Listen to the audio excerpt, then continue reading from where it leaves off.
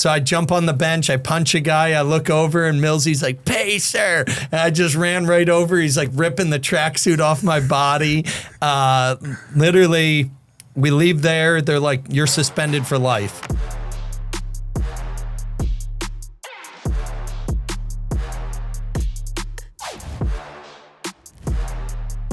What's up, everybody? Talk and Trash Podcast. We are back. And after a few episodes hiatus, we got Mr. Diamond Hands in the building. What's up, Amesy? Let's go. What's going on? Good to be back. Excited. I got lots in my, stored in my, in the back of my dome. I'm ready to talk. I'm ready to BS. Well, listen, it's so good to have you back, man. You are in Kelowna, BC right now, and we got to give a shout out to our guy Ryan over there at Meteor Sound Studio. Really looked, first person we're going to explain why especially you had to be on this ep, DH. But when I just Googled Podcast Studios Kelowna, and he was the first one that came up.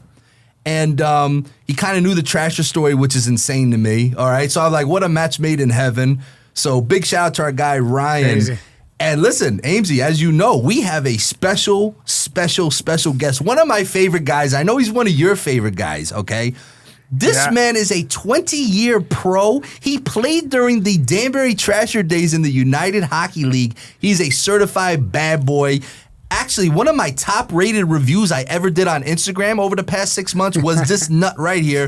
Big shout-out, Joe Pace. What's the word, buddy? Oh, man, what an intro. Oh, man, we gotta hype you up, man. Hey, and I like it how people get inducted in the Bad Boys Club. Ames, I inducted him into the Wolf Pack.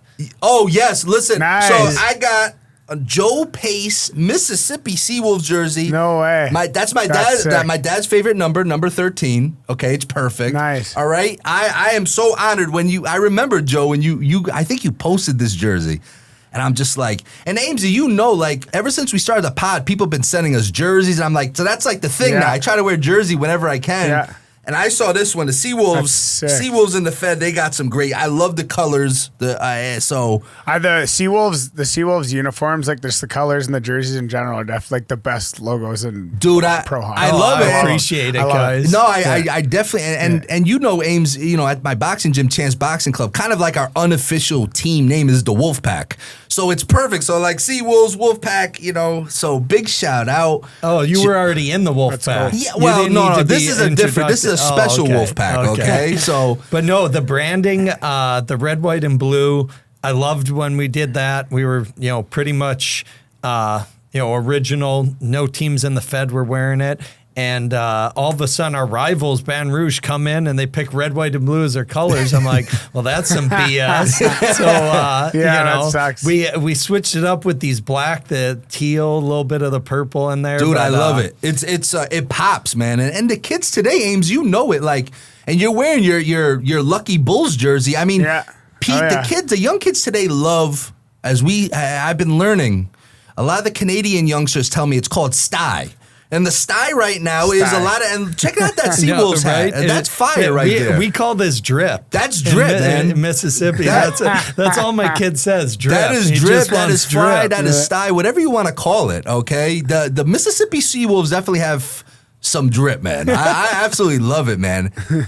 But, hey, man, before we really get into it, Amesy, how's it going up there? As we said, you're up in Kelowna. I know you're visiting some family. You've been working like a dog this off season. What's going on out there? Yeah. Well, we came up. We were, in my hometown of Maple Ridge for a week, and then we were coming up here for a week. And the original plan was just a week down there, a week up here, and then head back. Got to rush back to Colorado to train. And on my drive up to Kelowna, I was messaging my, all my buddies out here. Hey, what's going on for skates up in Kelowna or Vernon area, looking for skates. And then shout out to my buddy, Nutter. He ended up hooking me up with the training house in Vernon. And I ended up, now I'm doing Monday to Friday with the training house at Cal Tire Place.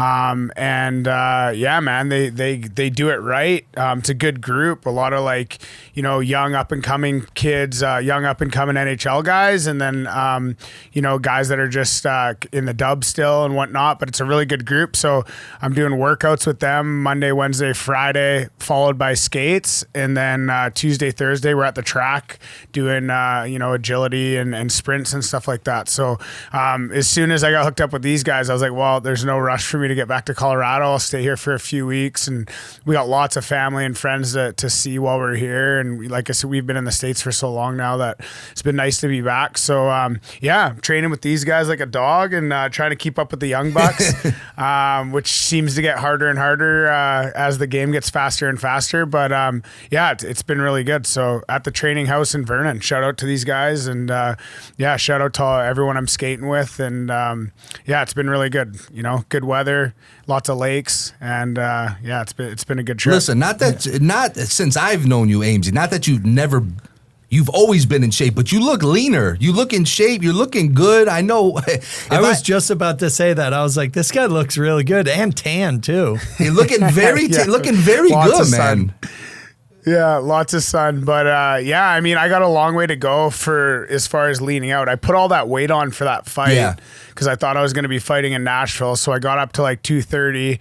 And then, so now I'm on the journey down, trying to get to around, you know, 10% body fat. 9%'s the goal. I don't know if I'll be able to get there for camp, but yeah, I want to get my body fat down. I want to come in. I want to just be serious. If I'm coming into camp, I want to be coming into camp like all these NHL guys go to camp. You know, I messaged my agent Barnes. I said, what's the standard for a guy for body fat for a camp? He said, if you can get to 9%, that's where you want to be. And I was like, well 9%'s tough, but I'm going to do my best to get there. So listen, have you ever been at 9% in your life? No. Never. No. If anyone, I've gotten to like there's a 12. first time I've gotten for to like everything. 12. hey, listen, Honestly, it's just diet. It's just diet. Like for the training that I'm doing, all I got to do is dial in my diet and not have beers on the weekend. It's easy. Well, enough, listen, you know? if anybody could do it, we know it's you, Ames. I know everybody back home's rooting for you. I was actually this past week, I was at the arena a lot. Everywhere I go, everyone's asked about Amesy, and the $1 million question. Where's Amesy signing? Nothing right now. Yeah. I know we were talking about, and hey, we got to shout out, Amesy. We got to shout out ex-trasher Ryan Barnes, okay, of Cortex Management.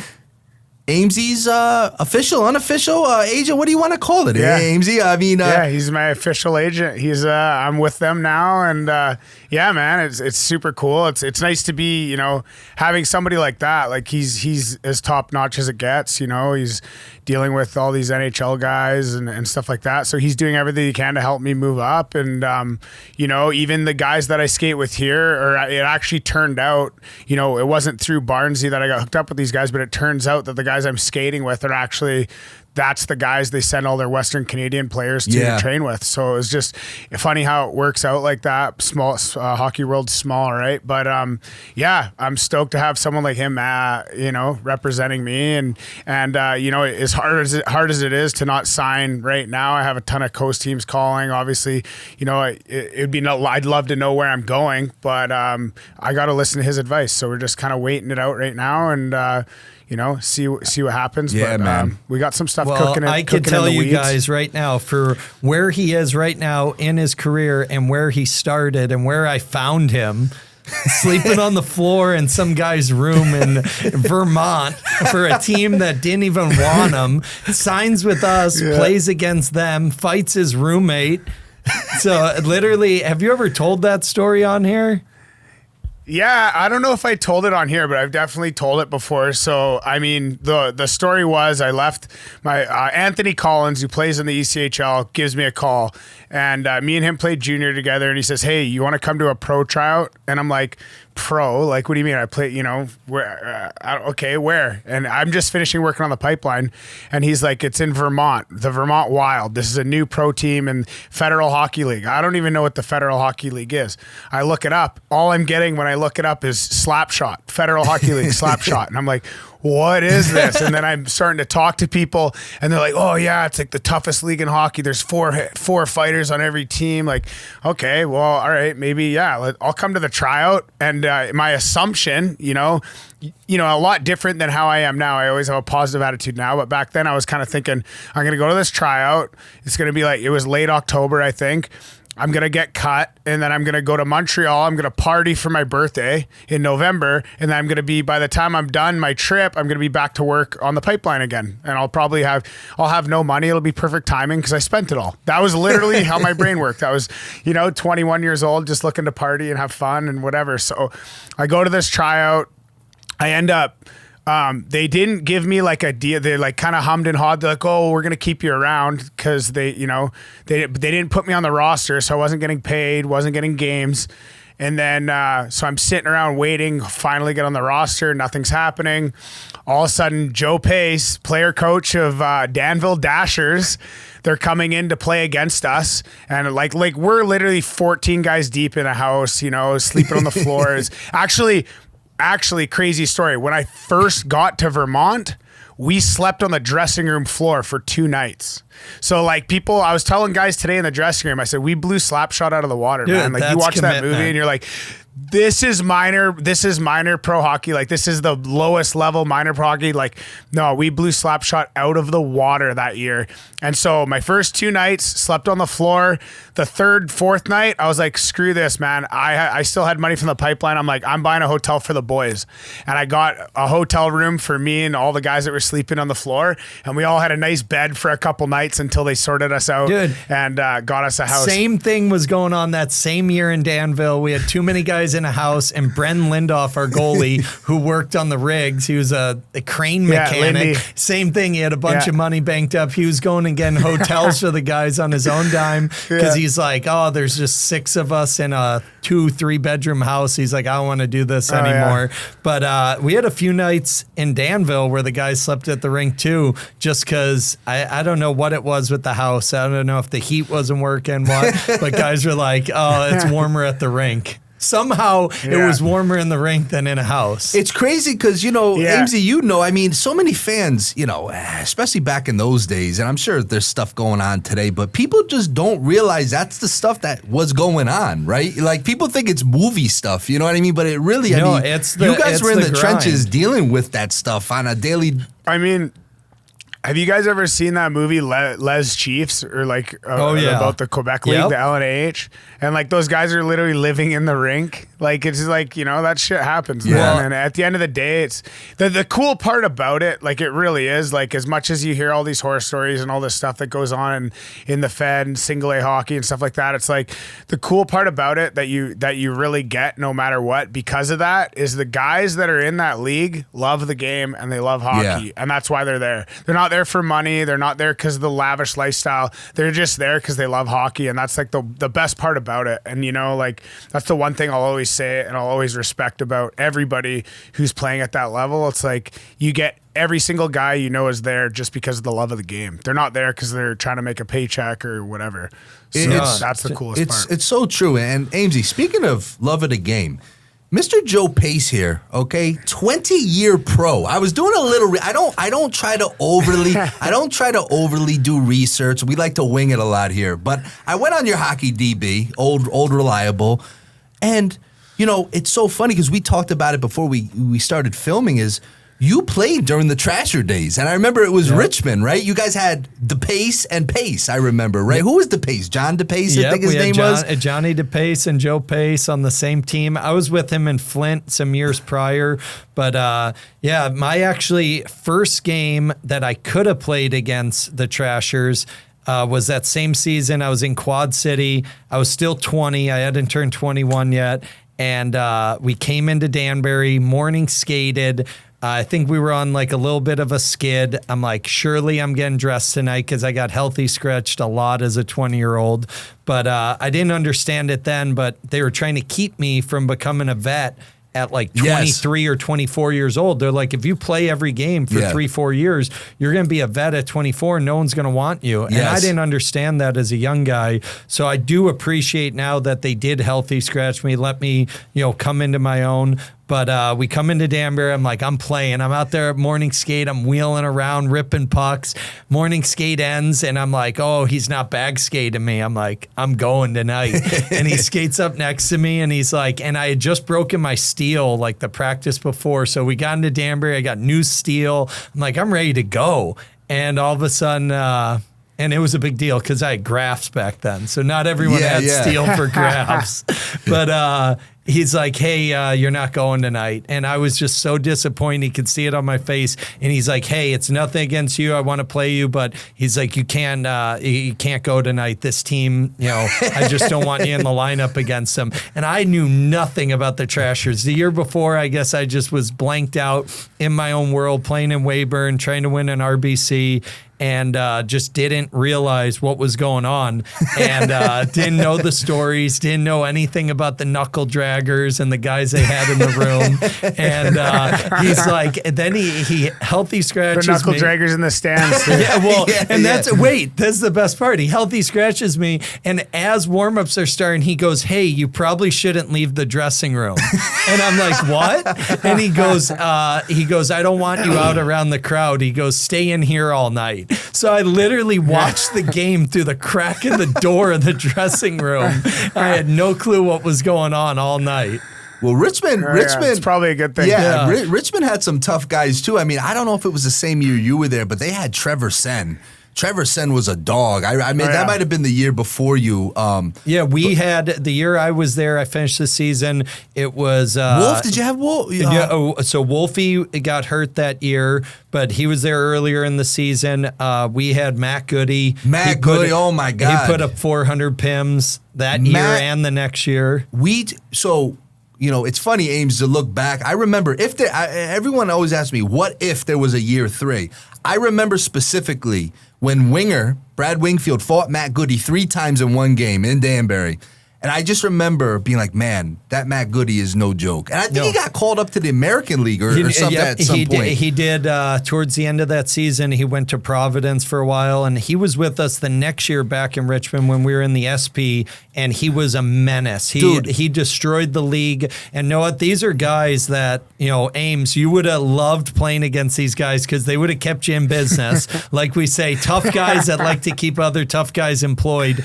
Matt Goody. There was a guy that next year in the SP, his last name was Hansen. I think Mike Hansen maybe in Knoxville. These guys every single night just wanted to go. And, I remember Matt Goody, he fought a guy on the ice, then climbed in the team's bench, fought a guy in the bench. A guy jumped out of the stands that was healthy scratched. He fought him in his suit. Then Goody, I think we fought the police trying to get to the dressing room. We fought everyone that night.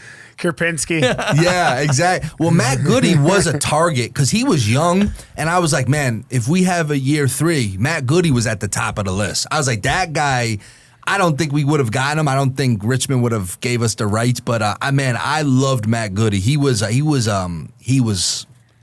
tough customer. And Winger kind of gave the stamp of approval after that game. Like, that Goody, that kid is tough, man. He was built like a brick shit house, and actually just reached out to me a few weeks ago. We just chatted a little bit and hadn't talked to him in years, but like those are the teammates that, just really, faded away after some time. Like when guys say like, Ames came back in and, made, enforcers a thing again. There were some years he was with me in Danville. So we'll go back to, he came in, played that game, and he ended up sticking with us for about a month. For the other team, which was Pacers. I was in Vermont, and Pacers team came in, and I said, fuck Vermont, I'm signing with them because Danville's at least going to play me. So I played against my roommates. So we're all these teams are grassroots teams. We're all just starting up, not a lot of money flowing around. So we come in town, and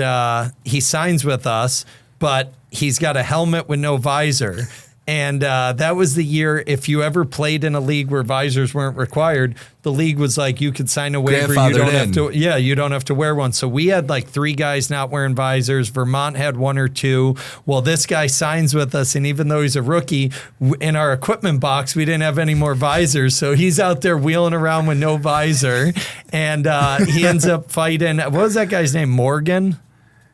Yeah, Morgan James. Yeah. He actually ended up going away, like years after, I think he ended up going to play D1 football or something. He's a big boy. No. He was like 6'6", 260. Damn. Big Yeah, boy. so they were roommates in Vermont. He signs with us. In the game, I think you fought him twice. Yeah, the first one I kind of buried him from behind, and then as soon as he got up, I kind of got a jump on him. Like I got him, I went on him real quick, and he was so pissed. He's like, "What the hell, man? We're roommates." And then so I ended up squaring up with him again later, and I did really well. And he just got sent down from the SP from Columbus. So then when the video got out, I gave my my cell phone to the equipment guy to videotape. I mean, make sure you get a video of this. And then I think I uploaded it, and it ended up going around. And this is like, obviously this is, still, we're talking 12 years ago. It wasn't still, it's still probably fairly new, probably pretty crappy camera. But Columbus ends up seeing the video. I did well against the guy they just sent down. And then, long story short. You were only with us in Danville for a short bit. That little bit you were there was probably the most eventful days of the Danville Dashers. We'll get into that. But this guy, when he left, it was a huge blow. Like, to me, I'm a promoter. I'm there playing, coaching, managing the team. And you have a guy that sells tickets and fights, and all of a sudden he's leaving. And everyone's like, he'll be back. He'll be back. And I had this gut feeling that we'd never see him again. And he goes to Columbus, and Boom Boom loves him. And he ends up, how many years were you there? 3 years? I was in Columbus for two years. We won the championship the second year, and then I went back the third year, and I ended up getting called up. So I ended up back in the Central League. Yeah, so I never saw the guy ever again. Yeah, it was. I was actually telling that story. Some young guys were asking me today, like about like how I got started. They're like, "Oh, where do you play junior?" I was like, "Oh, I played junior B," and they're like, "And you end up in the coast? Like, how the hell did that happen?" I was like, "I actually ended up playing AA Pro 2 years out of my last year junior B." They're like, "What?" Yep. And so it was quite I think the journey. I think I you guess wore that's what number happens when you 4, fight 50 times a season, right? You wore number 4. I wore 4 in Danbury. Yeah. Yeah. So I think no one's even probably worn number 4 for a while since you left. I think we put our captain Brad Denny in it years later. It was about to go in the rafters if you kept it up. Dude, that was it was a pretty cool it was a cool start. Like the crazy part is so that was probably, what was that, 2011? Yeah, that was 11. Maybe 2012. That was 11, 12. 11, 12. So 11-12. So it was my first season of pro hockey, and Joe Pace was still the player coach back then. He was the player coach. He was literally the player coach. His first day on the team. So Ames's first game, I'm the player assistant. We have a coach, Beneke, who was so excited to sign this guy. By Ames's second game with the Dashers, Beneke was gone, and Joe Pace Sr., my dad, was the coach of the team. Yeah. And literally by Ames's third game, Senior was in the hospital laid up in a coma, and we were on our own. That's insane, man. Tell everyone about your first practice. Oh, what you're talking about, the one in Brooklyn? Yeah, that was your first practice with the Dashers. Yeah, so I had now been on a little bit of a road trip. Like we hadn't practiced yet; it had just been game. I think we'd maybe played a couple games at this point, and then we finally get to Brooklyn. Like the story on our way to Brooklyn is absolutely absurd. I've told it before, but we'll get there too. But my first actual practice in Brooklyn, was it Barzy? Yes, it was Barzy. Was it Barzy? So we're buzzing, we're doing this drill, and Joe Pace Sr. smoked a pack and a half of cigarettes on the bus ride from New Jersey to Brooklyn the night before, and he's got this drill going, and he's running the drill and whatever, and Barr comes flying across the ice, and he just loses an edge, and he slips out, and he literally slid right into Joe Pace Sr. from behind, dude. Oh my God. Smokes his head on the ice. It was the scariest thing I ever seen. Smokes his head on the ice, sleeping. Oh my God. Like right out, dude. Blood. We're like, where's the blood coming from? Was it coming out of his ears? Yes. Dude, it was terrifying. And this is my first practice. I'm like, holy, what is going on? I turned around. Thank God he was okay. I saw him laid out, and I got over there. Affinati's over there. Everyone surrounded him. I get over there, and before the blood started coming out his ears and nose, me and Affy started CPR. And the minute we got him like awake and his heart was like beating again, it just started like blood was everywhere. And I remember I was trying to stay calm. I remember I sent everyone to the room to get coats and towels. I was like, we cannot move him. We need to get something under him to keep him warm because he was laid out on the ice. But I remember it took forever for the paramedics to get there. It was ridiculous. Oh, yeah. But then he's deaf in one ear. So he's deaf in his right ear. He's got blood coming out both ears. He can't hear us. Then we're writing notes on paper and we're holding it in front of his face. Yeah, I forgot and about that. because he needs reading glasses, he goes, I can't see that. Oh, so my then God. we're trying to get his glasses and we're holding them to his face. And the note says, about that. You fell down and hit your head. Don't move. And he goes, don't move. Let me the fuck up. I'm freezing. This was your first practice, Ames? My first practice, yeah. After like, no joke, one of the craziest bus trips from, it wasn't even that far of a bus drive. We were like the road trip, the hotel we stayed at. Yeah, it was like, I literally said this morning to these kids that asked me, that these younger guys that were asking about how it was, blah, blah. I was like, we blew Slapshot out of the water. Like, you know, the movie Slapshot was like not even a movie compared to that first road trip. Is that the one, Amesy, where the flaming truck or you were driving, or the bus, excuse me? Pacer made me drive the bus. Yeah. Pacer made me drive the bus. I got kicked out. So I got kicked out in New Jersey. We were actually playing against Billy McCreary and their team. Yeah, the New Jersey Outlaws. Don't act like you forgot his name. Yeah, well, I actually, dude, you know how I am, dude. Yeah.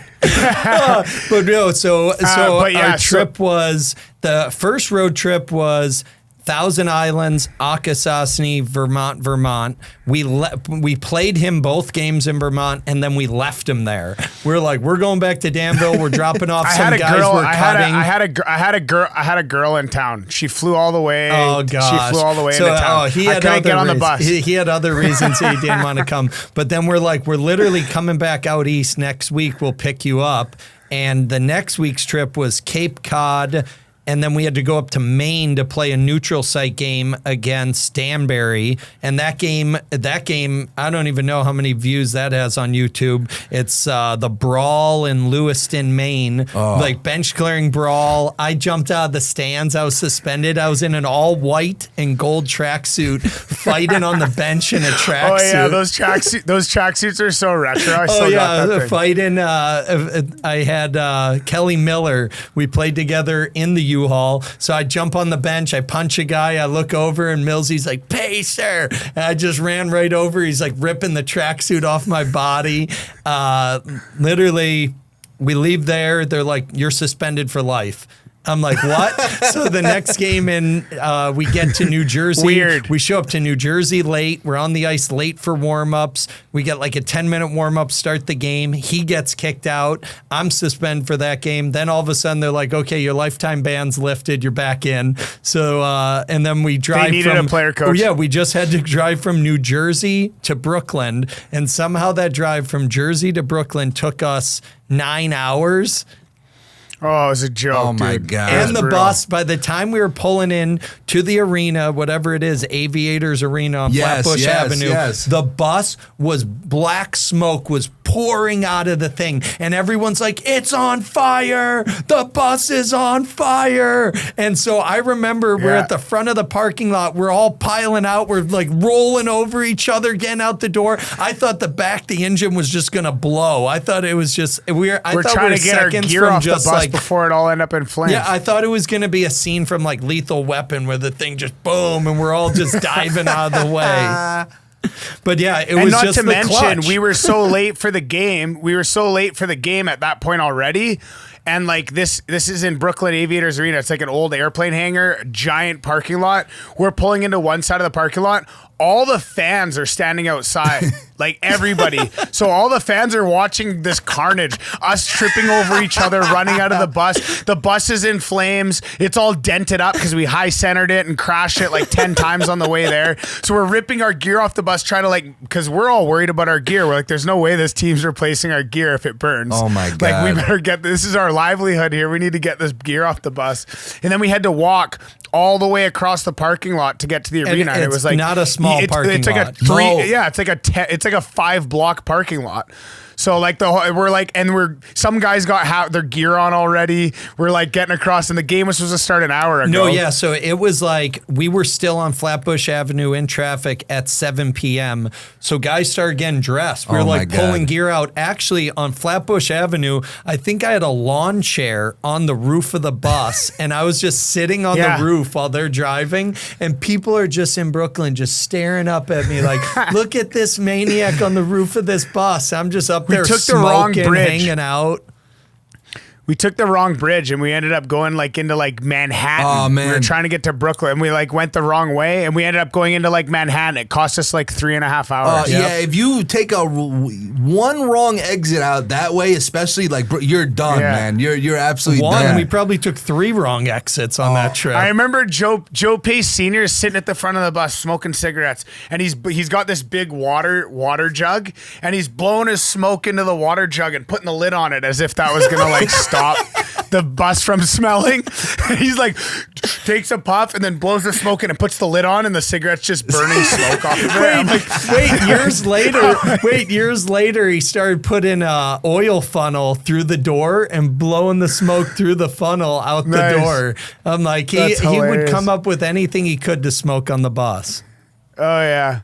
Oh man, what a trip! Dude. So that was my introduction to minor pro hockey. Was that road trip, and I think I had 4 or 5 fights on that trip. 2 goals, 2 assists, 4 points, 7 games. It's not bad for me. No, as a D-man. No, you were playing great. After that game, the bus was broke, so we slept. Some guys slept at the rink. Some guys like Ames just went downtown New York City, partied, and then all of a sudden took cabs back. I took the boys down. We went to. I said, remember your dad's. I remember your old man goes, it's all for one for all. Everybody's sleeping on the bus. And I was like, I've never been to New York before. And like, after everything that had just happened, I'm like, I need a beer. I want to drink a beer. I want to go to New York.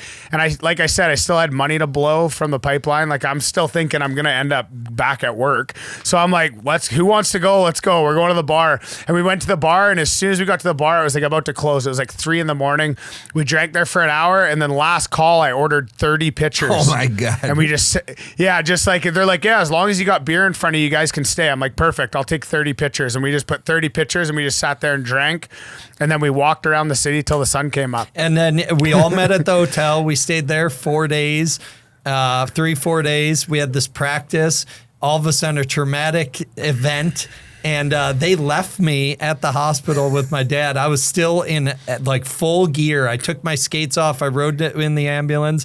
The bus pulls up. They give me my clothes. And they're like, see ya, we're going to Akwesasne. We got a game tomorrow. I'm like, okay, best of luck, guys. And I stay at the hospital. We were there 7 or 8 days before they released him. And when we got him back to Chicago, he was home for 24 hours before they was back in the hospital for another 9 days. So yeah, it was a wild ride. He made a full recovery, so we're all good there, and even coached again after that. But these guys went on while he was in the hospital. Right after that, they went and beat Akwesasne. We won our first game. Yeah, won the first game of the year against Akwesasne in a shootout in Messina, New York.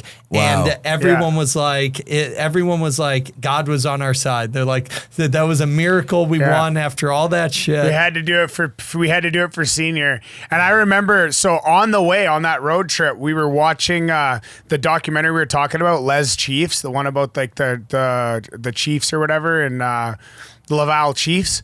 And so we're at this documentary. I remember there's this guy Matthew Raby. He had these big arms. He's like one of their fighters or whatever. And so we watched the documentary on our way to play Akwesasne. And then I remember very specifically, starting lineup comes out. I'm sitting there on the blue line, and they do the national anthem. Or before they do the national anthem, they're introducing the other team. And this one guy that we were watching in the documentary, Matthew Raby. Yep, that's his name. French guy. Yeah. So then they're introducing the starting lineup, and all of a sudden they go, Matthew Raby. And I'm just like, and I looked over at the bench, and the whole bench was just white, because we just watched this documentary and we're like, I'm telling you, first shift, this guy comes into my corner and grabs me by the helmet and starts slamming my head against the glass. He's like, let's go. And I'm like, nah, I'm okay. I'm okay. I don't even know how many guys they had on their team. They had him. They had, who is that other little guy they had? Starts with an S, I think. Gosh. Remember. I think it was like Schultz or something like that. He was a psycho. He had like 500 pro fights or something. Like this guy had I can't remember his name. He's a guy that one day after I get inducted to the Bad Boys Club, he's one that needs to go in with Matt Goody. But that Akwesasne team, they put together a team. Literally, we had guys in Danville playing NHL from a year prior, and they're playing with Montreal with Pierre Dagenet on the first or second line, and then we go to play that weekend, and we're playing against Pierre Dagenet. They got a guy, he went from the NHL to the KHL to the Fed. So Dagenet, somebody on our team slashes him. Oh gosh! And then next shift, Dagenet comes across the red line and roofs one bar down from like 2 steps in from the red line. Skates past our bench. Don't ever slash me again. I'm like, nobody touch that guy again. He'll just score whenever he wants. Yep. Literally bar down from the red line. It was the craziest thing. So a crazy story. After you left for the SP that year, they had a crazy fight against Thousand Islands. They beat the hell out of them, and the next night they were supposed to play in Akwesasne, and Thousand Islands was like, we're not going. Like the whole team was like, we're not getting on the bus. They were so scared. The coach is like, we're not going. So only like 6 guys got on the bus and went. Don Kernan was like, if you don't go, you're done. So literally every guy that didn't get on the bus was just off the team and done. They traded him, cut him, fired him. Everyone was gone. Well, they go and play, they get some fill-in guys, and all the owners and coaches are on a call that afternoon, and everyone's like, Pierre, like, this is like not okay, we can't have this. And I think it was actually Herm from Danbury, like said something where it's like, I think he said something where like, your team only acts like this when you play stupid. And he got real offended. He was like, what? And somehow on these calls, it was always Herm saying something to piss everyone off. That makes sense. That doesn't surprise me. I got a better one for later. But so Pierre gets super mad. He goes, oh, yeah? And he goes, tonight, we're going to have 15 fights, and I'll have 15 points. And that night, and he was like, I'll score 10 goals. And that night, there was 15 fights, and he had 10 goals and 5 assists. That's and insane. They beat the shit out of what were they? The privateers? Well, listen, Ames, I saw Herm last night. I actually threw out the first pitch at the Westerners game. Herm was there. They had like a hockey night. Herm, that's my guy. But man, he's a thorn. He can get under. He was getting under my skin about my Yankees because he's a Met fan. Oh yeah. And Mets are doing a little something right now. So man, he for the first time. So he'll tweak you. He'll tweak you. The Miracle Mets. Oh my God! You mentioned your father, and I relate to this obviously. With my dad, it's like a lot of people don't know what it's like to work for however you want to call it, with your father. What was that like for you? A lot, dealing with your dad, and who was the coach? A lot of the times with you, right? Well, yeah, we were together in Danville and then in Port Huron. He had the team in Dane for a little while without me. That was probably the most interesting time when we were playing against each other. With each other, it's hard. My dad, he's like a micromanager. He wants things perfect. He wants it his way. His big saying, it's my way or the highway, like old school. And, I was Barry's guy. I wanted to do things the way the owner wanted it done. And, we kind of butted heads. But the hockey side of it, he's right on, spot on when he's coaching the guys or he's on the bench. it's exactly what you want out of a coach. Super intense, wants 110%. He always says 110%. It's like, how do I give you 110%? I'm like, I could give you 100. Where am I getting another 10? But that was his big saying. He wanted 110 from everyone every night. Play every shift like it's your last shift. Every shift like it's Game 7 of the Stanley Cup Finals. 3 minutes left. Like, how are you going to play? And Ames, like, that's the one thing. Take that with you into training camp this year. It doesn't matter. You get an A camp or whatever. It's like you don't know what shift's going to be your last shift at that camp. So make sure every shift's a good one. But it was also like, playing for him in youth hockey and then getting to do it in pro hockey is just looking back. It's like, I can't believe it even happened. I mean, that's crazy if you think about it. I mean, Amesy, how many guys can say their father coached them youth and in the pros? I'm in the boxing business now. You see that a lot sometimes with boxing father-son teams, but I'm sure it's happened, but you got to be on a short list there to be able to play with your father youth and into you have any siblings or is it just you? Or No, I have a brother. Me and him played a game together in a league worse than the Fed, the double AHL, the All-American League. I'm actually driving through Champaign-Urbana one time. We're short guys heading to Evansville, and I called him. I was like, hey, you got your gear? He's like, yeah. I'm like, we're picking you up. He's like, bro, I'm hungover. And I'm like, you need to get up. And he's at the frat house. I'm like, get up. And he's like, what? I'm like, we'll be in town in an hour. We're picking you up. We picked him up, and he literally laid in a back of a van on top of all the bags and slept the rest of the ride to Evansville. He was so hungover. We get there, his skate breaks in the first shift. Oh my God. A graph skates, no steel. He went and found some skates from the skate rental and finished the game, played with me. It was so memorable to play with your brother. So I played a pro game with my brother and played for my dad and worked with him. So it's been a wild ride. Didn't your dad come down to Mississippi last season to help out for a little bit there? Oh yeah. So last year, I there was a big thing. They wanted guys in a suit on the bench, even if you're a player head coach. And, I was like, there's no one better to have around than someone that understands. But one night we were sitting there at the dinner table, we're in dinner, and he said something like, you need to say this. I'm like, I said that last week. And he said something else. Well, you need to do this. I'm like, we did that yesterday at practice. I'm like, how about you just come out and you say it yourself and you see if they respond differently? And he's like, I'll be there in the morning.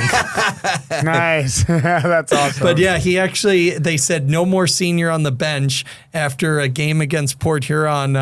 We were losing, I think it was like 5-2 at home.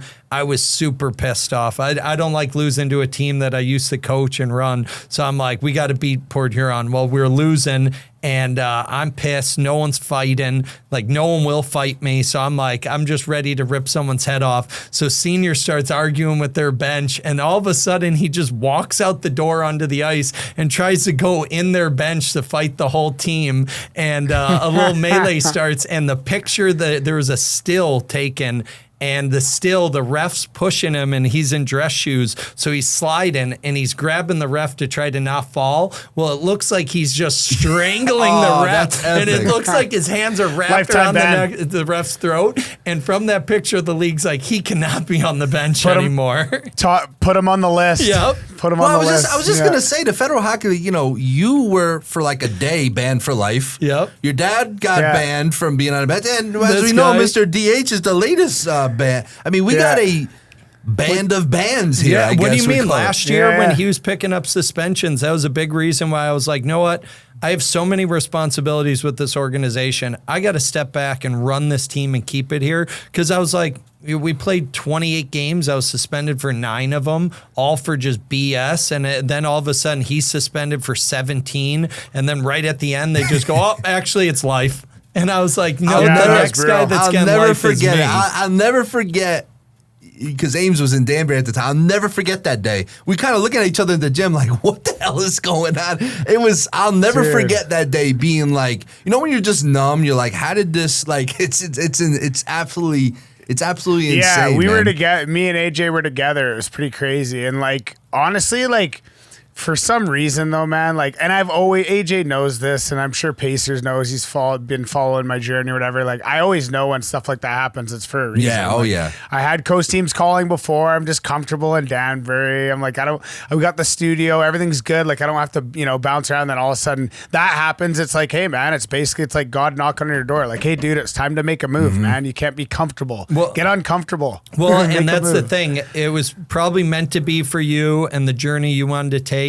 But for a guy like me that wants to promote the league and grow the league and and attention and marketing, it's like a guy like him losing him. It's like it literally gives me goosebumps thinking about losing him. I'm like the hair on my legs stand up right now because I can't believe we let that happen. Because it's like, know what? It's like, everyone else, sign a tougher guy if you don't like playing against him. Like, go sign someone that's willing to fight him then, because it's not make the league softer. Yeah. It's just maybe sign a guy to equal out your roster when you play a guy like him. It's simple. There's tons of guys out there. It's crazy, and why I've always resonated with Pacer, Ames, and Ames. We're all guys. We're all kind of cut from the same cloth, right? And what I appreciate about Joe Jr. here, is I was the same way. I always felt like I was Vince McMahon. Like, I was a promoter first. Yep. You know what I mean? I want to win. But I always, even at a young age, I just kind of knew. The United Hockey League at the time with the Trashers, that was it was a prestigious AA minor league hockey league. But I understood, like, this isn't the NHL. This isn't the AHL. Yeah. Let's have fucking fun, right? Like, entertainers. What do you mean? We got backwards Saturdays? Yeah, I mean, it's crazy because after the doc came out, I kind of somehow got pulled back into the hockey world, and I started going to Hat Tricks games. This was before I met Ames and everything, and it's just like, and I'm not going to say there isn't potential, but like the Federal Hockey League, I'm like, this is such a perfect league to have the type of players like Ames, type of players like you. Like, I get it. Everybody, you know what it is? I've done so much. We've all done so much, but I know when you're involved with something, you want to just assume this is going to be like a prestigious thing. Like, this league, we could be but dude, marketing, promotion, I mean, we've said it. I mean, before this all happened with Ames, I mean, when we started the podcast, like, we had so much ideas to like try to build this federal league, because I'm like, there is potential there. You know what I mean? There's a lot of stuff you can do. It's just I don't know. I'm sure the audience gets sick of we always like kind of we've turned into bitter old guys here. I'm always beating a dead horse. Like, there's people that want the Fed to be a mini NHL. Well, the coast is a mini NHL. And we're not going to be the coast. Yeah, like the Fed will never get that affiliation. You know what I mean? So you got to get to the point where you realize that what it is and take advantage of what it is, because without that affiliation, you have the ability to kind of do your own thing and market your own way, right? You're never going to get that affiliation. Well, I'm trying to tell people now, who's making more money? A AA or AAA minor league baseball team affiliated with a major league team, or the Savannah Bananas? Yep. Who's making more money right now? Absolutely. Exactly. I mean, I think everybody knows. And isn't that selling really out Fenway? Isn't that? And listen, the NHL, we talk about it a lot. Best league and best hockey league in the world, but they see what's going on. Like, they want the marketing. They want that deep. The NHL is bipolar, right? They don't want fighting, but yet they won't just outlaw it. You know what I mean? Because they know they're going to lose a lot of people. It's like hockey guys, I'd never watch an NHL game ever again. It's like hockey guys, they're born, they're supposed to be humble, you know what I mean? But deep down, they want these guys to have personality, but not too much personality. It's like, my dad always said, you can't be half pregnant. Like, what do you want to do? No, well, yeah, they want to punish Evander Kane for years for, being this outlandish guy. But then all of a sudden it's like, he sells tickets, and even bad press is good press. So dude, what drives me crazy is, again, I'm just a promoter at heart, right? Amesy, did you watch? And I didn't watch it. I saw highlights. Did you see the NHL year-end awards? I mean, it was, dude. So here's the thing, right? Hockey guys are grossly underpaid, in my opinion. Especially NHL guys compared to like these other leagues. I mean, hockey guys are grossly underpaid, and you hear it. Guys say, hockey, you don't. But dude, let me ask you a question. How are you supposed to get sponsorships where you don't say boo? Like, they were trying so hard to, like, get personality out of some of these guys at the NHL awards, and they're just like, yes, no. I mean, it's like, I'm watching AI people. It's like not even real people. Yeah. And then they complain, well, dude, who's going to sponsor you? Well, yeah, like, talk about our car. Yes, drive a Mercedes. It's not. It's like, dude, everyone needs to be more like Brett Hall or Jeremy Roenick, and those were some of my favorite guys growing up. But if you're so much like Chris Chelios, you're not. Like, he was stone cold. Like, he was just mean mug. Business. Yeah, I don't even think he smiled in photos. But I had the chance to be around some of those Blackhawks back in the day and some other guys, and got to meet Bobby and Brett, and be around those guys, and they were just big personalities and fun people to be around. And one of the most enjoyable guys I ever got to be around those an NHLer was Bob Probert. And he came out, he practiced with us, came out, he wheeled with our Pee Wee team, practiced all day, went in the locker room, signed autographs for an hour and a half, and then we went and got pizza together. And when we were like bringing up fights, like, oh, remember when you ran Eddie Belfour and then you had to fight Roenick? And he was like, oh, actually this or that. And he was like telling in detail things. He remembered every little story that we asked about. And, just a great personality. That's one guy that, the hockey world is going to miss forever. And this is what drives me crazy. I always am talking about Ames. Like I always tell people, like, the Trasher days, I mean, it's the fans pay the bills, ultimately. Yes, you want to win it all, but the fans pay the bills. Everyone knows guys like you, Amesy, Brad Wingfield, John Morat, all the tough guys are the best guys in the room. I mean, we've discussed this umpteenth amount of times, but you can't get rid of these type of players. The gritty, like today, Ames, I actually went to the Null team, Danbury Null Junior Hat Tricks. They had an all-star game. They've had a camp. They're trying to dwindle down who's going to make the team, and it's just natural for me. I'm sitting there and I'm with a piece of paper and I'm writing down numbers. I don't know who these kids are. I don't know the names, and I'm just writing down just for me. I can't just sit and enjoy. I have to like work somehow. And there was a kid, number 28. I don't know who the hell he was. He was on white, and he was a thorn. He was. His nose was dirty. He ran the goalie. He's in the corners. And at the end of the practice, all-star game, the tryout, one of the guys from the organization is like, hey, who'd you see out there? Did you see number 19, our number 1 draft pick? I'm like, yeah, he's good, but number 28, bro, that's a fucking guy I want on my team. You know what I mean? That's a Joe Pace. That's a Daniel Amesbury. That's who people want to see. I said, yes, I get you got to put points up, but that kid said that, and they looked at me. And they were like, because they have, and look, the guy they had mentioned was a good player, don't get me wrong. But I'm just used to scouting a different way. And I'm like, that kid that's a kid you don't want to play against. That's a kid you hate. He's going to be a role player his whole career if he could stay like that and not worry about points. And, he might be a third-line guy on every team he ever plays on, but you need good third-line guys that are role players. If you have a third line that all wants to be goal scorers, you got a shit third line. Yeah. I mean, yeah, some people just don't see the value in that. And you've seen the game go away from it for a long time. And then now the pendulum's shifting, and now people are starting to see, because it's almost like you're going through that era again where it's like the Broad Street Bullies come out, push everybody around, and now they're like, oh crap, we forgot this was a cheat code. Yeah. Well, you know what I mean? But some people just think that you just got to be skilled from top to bottom and that you can win games like that until they run into someone like me, and then their team folds and they can't score a goal because they're shaking in their boots. Intimidated. Or they won't go into a corner. You know what's crazy is after this guy came back to the Fed, the Seawolves and the Hat Tricks played each other, I don't even know, 6 times, maybe more. Yeah. Every time we played each other, one of us was suspended.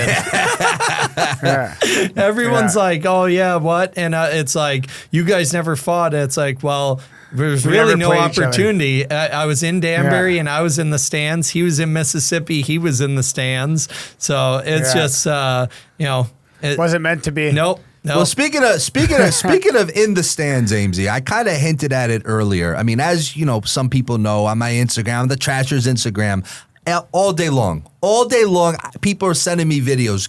funny videos, fight videos. Can you review this? It's become a thing now. How many do I send you? Yeah. Dude, I love it. And I get every day, it's like more and more. Like, check out this fight. I put a lacrosse one up today. Hockey people pissed. Oh, why are you putting lacrosse up? Like, oh, those lacrosse guys can bang, man. What are you talking about? What do you mean? There's a lacrosse guy right there. But, dude, so I don't know when this was. It was earlier this year, Amesy, as you know. I get, my phone is blowing up. And people send me a video of Mr. Joe Pace, who somehow lost his mind and turned into Stone Cold Steve Austin.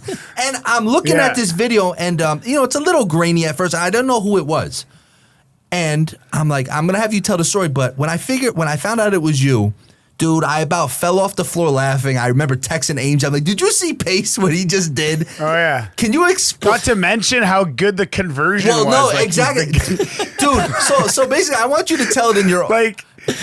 No, go ahead, Amesy. No, it was just like it couldn't have gone better. Bro, it was like it was like it was scripted. I think if that guy didn't catch it when he threw it back, he might have got suspended. No, listen, bro. So listen, just hit an old lady in the head, bro. Done for life. Yeah. So, bro, before you kind of tell the whole story because you were involved, I'm telling you, I get this video from like 8 different people, and I just see dude. It was like you said, Ames. It was such a perfect. So this was this a setup or just happened organically? So again, normal fed whole setup.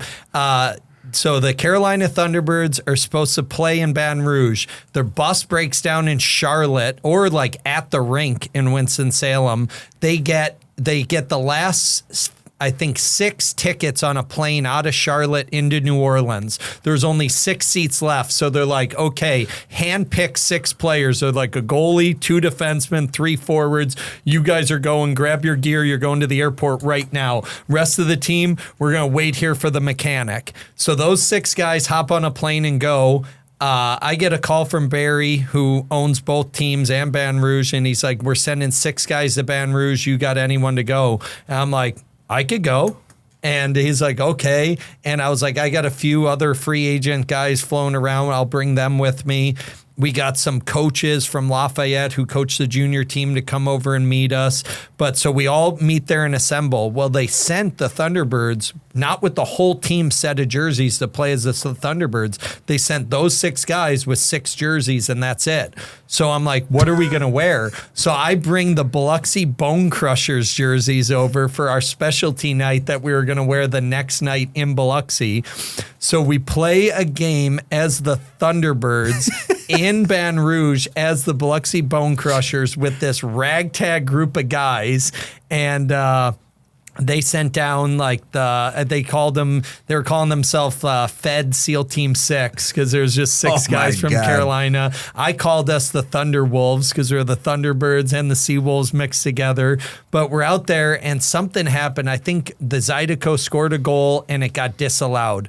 Well, when you score or something happens in Louisiana, especially Baton Rouge, and the fans don't like it, they just litter the ice with beers. And like everyone's bringing little fireball shooters from the liquor store. They're throwing those on the ice. And the year before when we played there, at the end of the game, it didn't matter if the team won or lost. They just throw all their beer cans on the ice. So I was skating around after we won a game there the year before and grabbing beers and chugging them and throwing them back in the crowd. And they said, you ever do that again, you're suspended for life, all this stuff. There it is. And, we had guys, our goalie, Blake Maverick, he's skating off the ice. Fans are pouring beers out of the stands on him the year before. So I knew they liked doing that. Well, they threw all this stuff on the ice, and I was messing with fans with the little fireballs. I was faking, like pouring it in my mouth and throwing them off the ice. And then they were like, shaking them at me, and they're like, acting like they're going to toss it to me.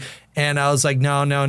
Well, all of a sudden they go over the PA speaker. Don't throw anything else on the ice or you'll be ejected. So then I skate out. It's a big stoppage. They're talking about the no goal. I'm like, throw your shit on the ice. I'm like taunting them to get kicked out of the game. And this guy holds up his beer and he's like, yeah? I'm like, go ahead, throw it. And he chucked it. And just by chance, when he threw it, I'm like, I'm going to catch it.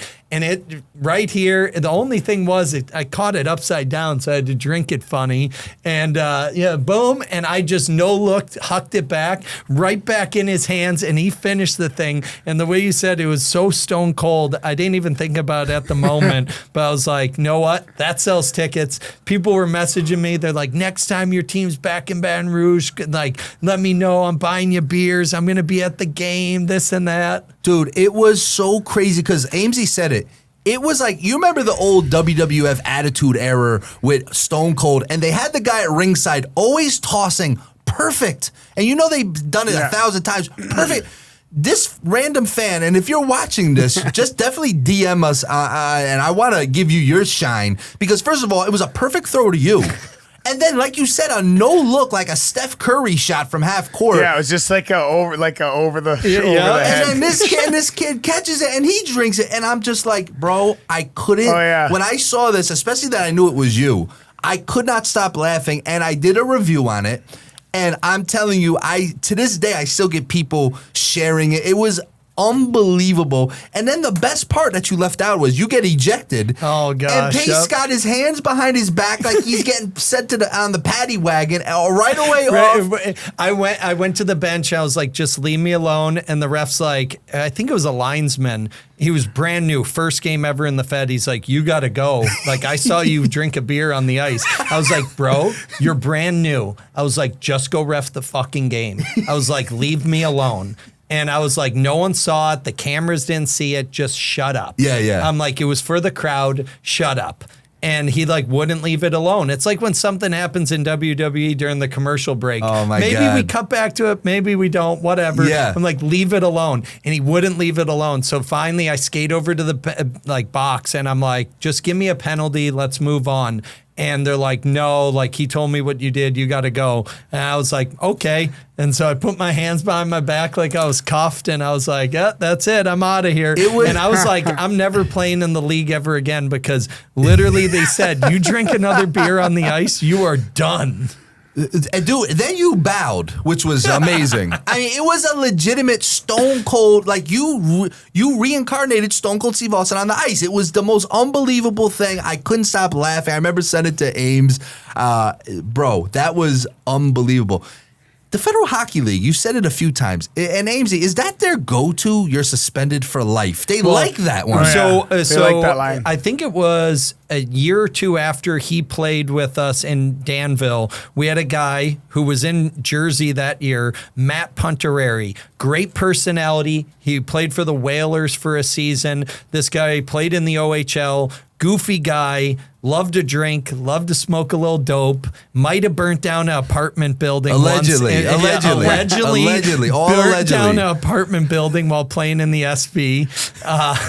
But Punts went on the ice. He squared up for a fight with the guy, and I'm like, oh man. Like right before the game, my dad trades me. Like we worked out this trade where I was going to go from Danville to Dane for the last 2 games of the season, and then playoffs with Dane. So Danville's not making playoffs. Dane is. There was only a 4-team league that year, so 3 teams made playoffs. First place team went straight to the finals. 2 and 3 played each other in the first round, which was the semis, and then you met in the finals. And so Danbury gets a bye to the finals. Watertown and Dane were playing in the first round. So I get traded, and I literally show up to the rink, and I turn towards Dane's locker room, and they all go towards the vision room. They're like, no. They're like, you're traded? And it was the last 2 games of the season. That was the trade deadline. Your dad traded you? Last weekend. So my first game was against my team. We like walk in, we part ways. I go get dressed with them, go out and play them, and Punts is going to fight. And I'm like, oh man, like he's really stepping up as a leader. Well, he hugs Jesse Felton and then reaches down and pulls a beer out of his pants, cracks it open, starts drinking, and they're skating around, hugging each other, waving to the fans. He's cheersing with the fans and drinking this Coors Light, and he skates off the ice all peaceful, waving to everyone. The crowd at first had no idea what was going on. All of a sudden, it blows up the next day. It's got 500,000 views on YouTube. Barstool Sports Boston shared it. The league is losing their mind. Don Kernan, who's the commissioner, is like going to lose all his junior teams. All their teams are like, we're done with you. Like, you run a fucking madhouse pro league. And yeah, they ended up. But that's great.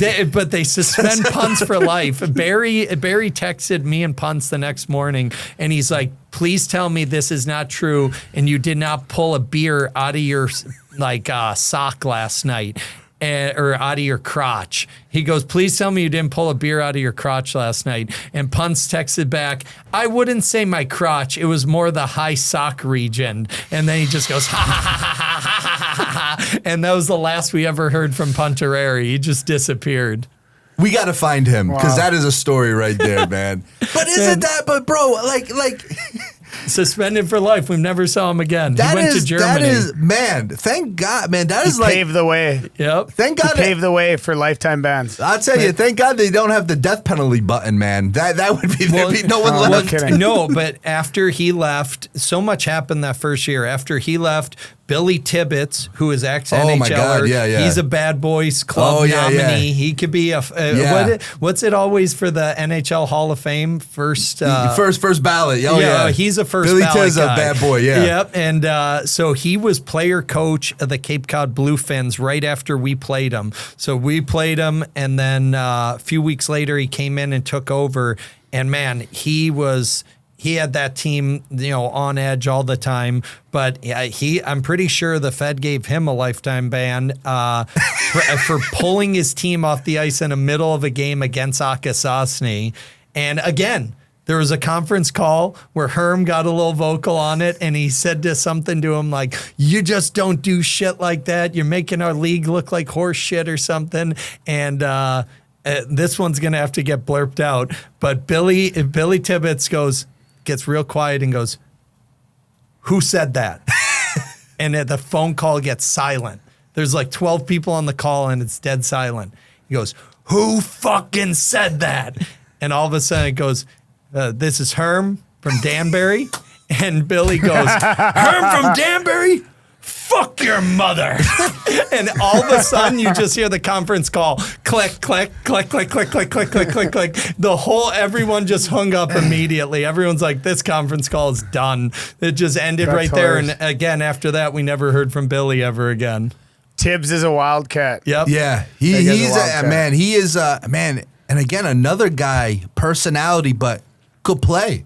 I mean, my God, what a goal scorer. He could play. I mean, he was like... Yeah. He was in the U-Haul. Yes, I remember hearing about him way back in the day, and they're just like, yeah, he just, Steve he Marnson. just can't, and people would be like, he just can't get out of his own way. He's always in trouble. Like, that's my type of guy. You know what I mean? And so it was the last year of the Trashers. He signed with Rockford when Steve Marnson was with Rockford, and I think that was the year they won the championship.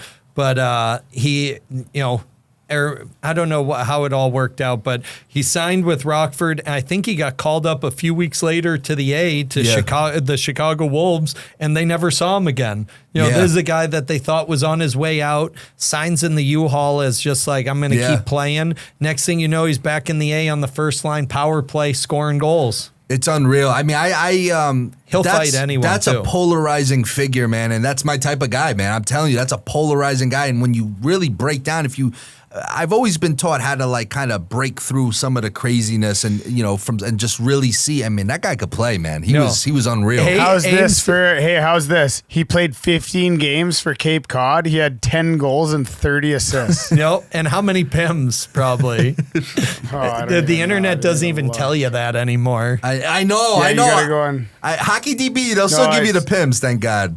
You got to go to elite prospects, I think. Right? But so he did a video on Instagram. He got big on Instagram a few years ago, like when he was bored.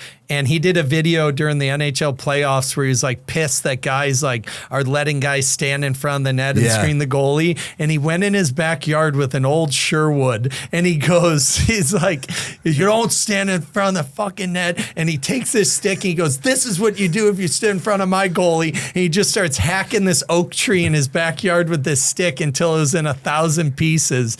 Just blew it up. You need to find that video. Oh my God. He had 15 games played. This is his last season of hockey.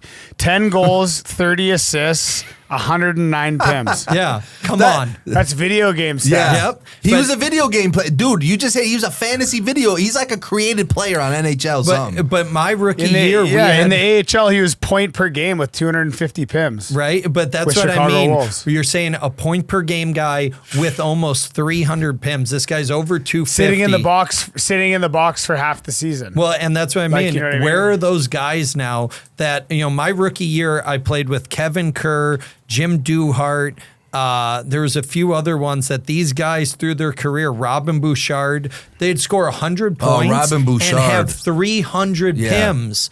100 points with 300 pims. It's- I'm like, where'd they go? yeah, it's yeah, there's 300 pims is even unheard of nowadays. I mean, No, yeah. I got 277 one year, and that was hard. yeah. I mean, I hit, well, my first year out of retirement with Danbury, I had 298. I think I missed it by one minor. I missed 300 by one minor, but I led all pro hockey that year. yeah. Man, In the world. Yeah. in the world. Hey, I the think world, I yeah. think I got. I led the planet. I think when you were gone, while you were in hiatus, I got most penalty minutes. I think 2 or 3 years in the Fed, and that's like Nice. my MVP award, Dude, that's like, a as big- Yeah, guy- me too. Yeah, that's MVP. Yeah, if you look status. at like, on like Elite Prospects, it has like your like awards. It's like most penalized player, most penalized player, most penalized player, toughest pound for pound, most penalized player. I'm like, yeah, let's go. That's good though. You I need had to, that, I man. had to email him. I said, hey, this year I won the championship, and it's like, oh, they added it, so now it says champion. I Like, don't thank you. think- At least you put one. I don't think it has one of my championships on there. It's just got Yeah, you stupid got- penalty minute shit. Explain a little Yeah. bit, because you have a unique role in that you've been player, coach, player. I mean, you've held a lot of titles, and that's super unique. I mean, what are the challenges like? Because I had 2 seasons where I was quote a GM basically. You know what I mean? But what are the challenges of being like a player, coach, player management, or whatever the titles are? That first year in Danville, I just wanted to get back into hockey. The year before, I went and got my EMT license. I coached youth hockey. I think I played 1 or 2 pro games, and I just wanted to go back full time and actually play. I did the 9 to 5 for a year, coached youth hockey. It was no fun, and I was like, I just want to go back and play. And before I could even get to training camp, Barry, we went out to lunch. He's like, you want to play for my team? You got to go make the team. But I don't think it's going to be a problem. Go to camp. Before camp starts, he's like, you want to be the player assistant? I'm like, that sounds great. I would love that role. Well, week of the first game, he's like, you're also the assistant general manager. So I'm like, I didn't ask for any of this stuff. It just kept getting thrown on me. But over time, I realized just how important it is. But I think it was the year I was in the SP, I played for a guy, John Brophy. There's rumored, it's just, through the grapevine, they wrote the movie Slapshot and the role Reg Dunlop about him because he was an old player coach in the old Eastern League with the Long Island Ducks. And that was a guy, Ames, you got to look up his stats right now and start listing those off. But What's his name? John Brophy. But so John Brophy played from like 1955 to 1975, like another 20-year guy, but was like player coach for like 10 years. And and like when he was coaching us, he was 74 years old, and he was always talking about, these people took their money, their paychecks, and they came and bought tickets to watch you work. He's like, when you're done with hockey, who's going to pay to watch you work? And that was the year it really clicked in that it's not just a game, and we're not just kids playing a game anymore. We're men, and we're entertaining, and these people are coming out on Fridays and Saturday nights to watch something that is so entertaining. They're willing to take a portion of their paycheck that they need to put food on their table and a roof over their head. They're going to spend their paycheck to watch us work. And that's when things changed for me, and I was like, selling tickets, putting butts in seats was a real big deal. Before that, you're going out for warm-ups and guys are looking up and they're going, it's dressed as a seat night. And, it was a big joke. The promo tonight is dressed as a seat night. And it was a big joke. Well, all of a sudden after that, the minute guys would say that, it's like, well, that means if too many dress as a seat night promo nights, well, all of a sudden next year, that team's gone. Out of there. And, you know, and I think we saw that with Richmond. They left the River Dogs, and all of a sudden the Renegades came in and they packed the house. And the team was able to stay 5 years because they're selling tickets. But teams that don't sell tickets, they don't last long. And dress as a seat night isn't a good promo. Isn't it though? Yeah. Dude, not a lot really gets under my skin, and I'm getting old now. I'm going to be 38 soon. Dude, it just, people think too much. You know what I mean? It's like, this is what people want. This is what they're going to pay to see. The fun. I'm not saying 20 fights a game, okay? I mean, it's a different time, but isn't it like the fans, they're like telling you what they want. And like people, they don't understand, like, without, like you said, if you're doing constant dress as a seat night promos, you're done. You're gone, man. You know what I mean? It's like, just simple, stupid, man. I always tell people, like, just keep it simple. What people want to see. It's crazy. I said the way the game's going, even the Fed in a few years, you're gonna see weekend after weekend of games with no fights because they don't want guys like me and Ames playing. They're like, oh gosh, you're hurting people. Things are happening. Oh gosh, you know, you slashed a guy in the neck, Joe. Like, it's a story for another day, but yeah. Allegedly, yeah. No, that one I did. All right, not allegedly. Right, not allegedly. like right here, just blasted him. But he tried to spear me, so I was going to chop his head off. But literally, yeah, it's like, I just feel like these kids coming out of juniors, everyone wants to be a skill guy. Everyone's one-dimensional. Everyone's a goal scorer. There's no grinders. There's no, you know, like, you know, the Red Wings, they had the grind line. Yeah. You know, you guys that played defensive hockey and you had a fighter on the line. It's like, well, you know, if teams don't get a little bit of that Broad Street Bully DNA or a little bit of that New York Ranger DNA now with Rempe and guys like that, it's like, you know, you see teams at the highest level, you know, it sells tickets there. It's going to sell tickets all the way down the pipeline. But our fans are blue-collar fans all around this league, and especially in the South. You know, they want to see, I think they want to see fights more than they want to see goals in the South. Well, I was just going to ask you, Mississippi, right?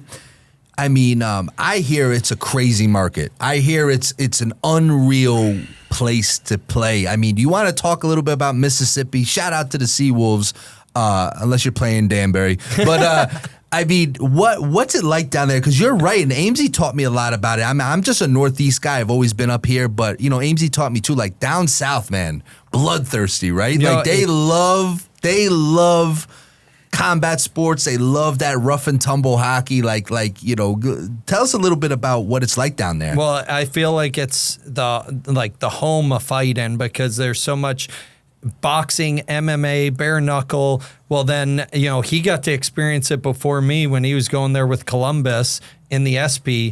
But, you know, it's a big building. The crowd gets loud, gets rowdy, but no one, I think it's at every building. You never get a moment in a game. It doesn't matter, breakaway, a goal, a big save. There's never a moment where everyone in the building is standing up besides for when there's a fight. Yeah. And that building, when we were doing the neutral site games there, I fought Schmitty 4 times or something there. That year we fought each other like 8 or 9 times. But, you know, we fought there every game. We had a neutral site game. And yeah, the place was just absolutely buzzing. And, you know, we sold just over 8,000 tickets, sold the building out, set the league record for single game tickets sold. And, you know, I don't think that's ever going to be broken because no one else has 8,600 seats in the Federal League. So how are you going to break that? And again, simple, stupid, what people want to see. I mean, it's amazing. I really want to try to get out there. I mean, I hear, and Amesy was really the one who taught me a lot about, you know, those southern teams and those markets. It's unreal. I mean, even Columbus, I know the River Dragons, right? They got a pretty good market down there. Yeah, his old stomping grounds. Yeah, right. That's right. Yeah. Yeah, we used to play in Mississippi too. We played against I guess it would have been the Surge back then. Oh yeah. But yeah, we played in all those barns down there, and it was always, you know, and it was a good market. Yeah. You know what I mean? But no, I mean, it was a little easier probably to sell tickets back then. Yeah. Obviously there's a little bit more fighting back then, but yeah, like they got, even when we went down recently to play, when I was at Danbury, I wasn't playing, I was suspended, but I went down, couldn't miss the trip. Had to go see the Gulf Coast first time in a while. So I went down there with the boys, but the place was packed. It was a great experience. Everybody's partying and screaming and yelling. It was fun. They actually swept us that weekend. Coach wasn't too happy. I was buzzing coaching. That was a good weekend. And let me tell you, we beat them 2 in a row. They were first place in the other division or whatever it was. And, we're first in the league. Yeah, they're first place in the league. We're last place and we swept them. But we had 12 days with no practice leading up to those games. And I did all I could to try to mentally prepare the guys. We're doing yoga. We were doing like Zen where we're visualizing playing, and we're doing basketball and doing D-zone coverage on the basketball court, and Mardi Gras parades and jungle juice and just going nuts. Rookie party. Team bonding. The weeks leading up to that, like the 2 weeks leading up to those games, there was like no practices and just parties and crazy stuff going on and football on the beach. But we went into those games. Everyone was super positive and ready to go. But to touch on like trying to do everything, like trying to prepare myself to play, coach the team, get them ready, and sell tickets. It's always been a lot of stuff going on, and that's where recently I just had to take a step back. My kids are getting older, but that market is so big. The coast, we draw from so far away. We can market in Mobile. We can market all the way over in New Orleans and all the way north of Hattiesburg. So it's like all of a sudden you look at our footprint and it's like, well, we're drawing fans in from 60 miles in every direction besides from the south. Yeah. They better not be coming 60 miles from the south. It means they're coming on a boat from somewhere.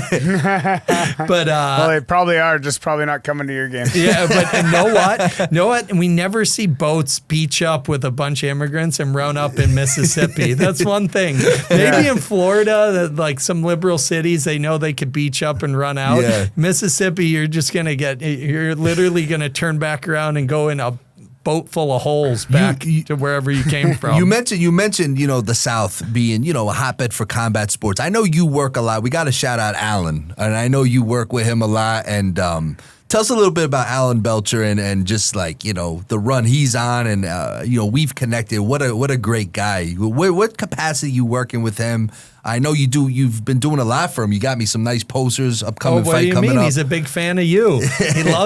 I think he fell in love with hockey during that, Crime and Punishment, during the doc. Him and his girl saw that. I don't even know how many times they watched it, but, we connected through yoga and working out down there together. But yeah, he made a comeback, UFC fighter that made a comeback in bare knuckle boxing, which there's nothing more that hockey players could relate to than fighters that are fighting with no gloves. Yeah. It's like, they say that's the most extreme way to fight.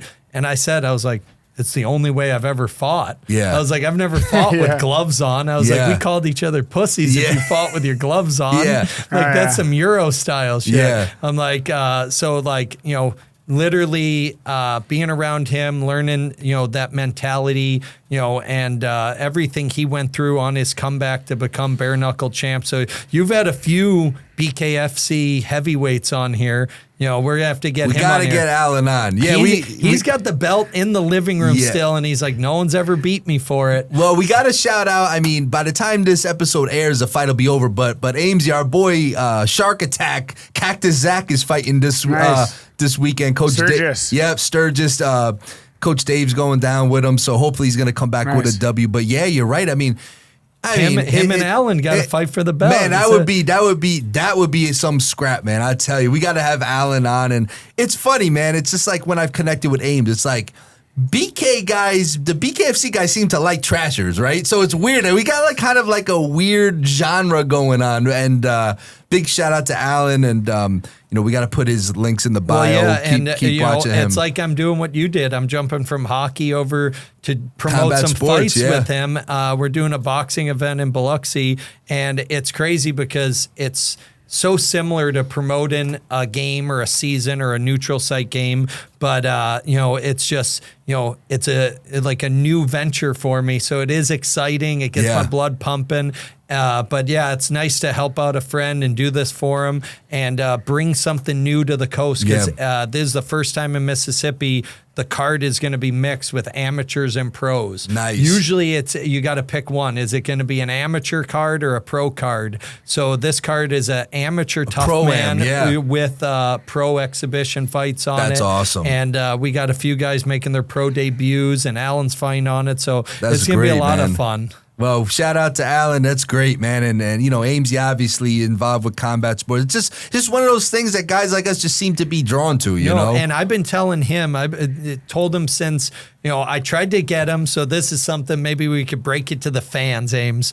When you were negotiating to come back after the Ice Wars, I was hot and heavy. I didn't want this guy to play anywhere in the Fed but Biloxi. Yeah. And I told him, I was like, you and your girl say you love the beach, you love sand in your toes. I was like, come on down. I was willing to, I was like, we'll do a whole line of merch, all Amesbury merch, Diamond Hands merch. We'll split it with you. We'll figure out, we'll start. I wanted to start a business on the side outside the Seawolves where we could brand him and do pretty much what you guys have been doing.